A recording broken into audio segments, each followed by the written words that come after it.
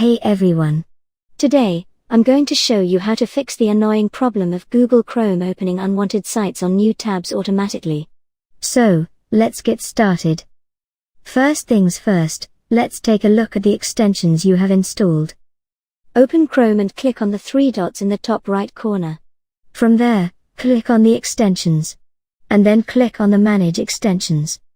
Now, you'll see a list of all the extensions installed in your browser. Go ahead and remove any that look suspicious or that you don't use anymore. Just click Remove next to each one.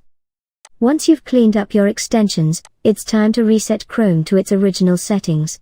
Go click on the three dots again. Go to Settings. Once you are in, then click on the Reset Settings option. Now, you'll see Restore Settings to their original defaults. Click on that, and then confirm by clicking Reset Settings. Now that we've done that, go ahead and restart your browser. When you open it again, you should notice that those pesky tabs no longer open automatically. Your browser should be running smoothly without any interruptions.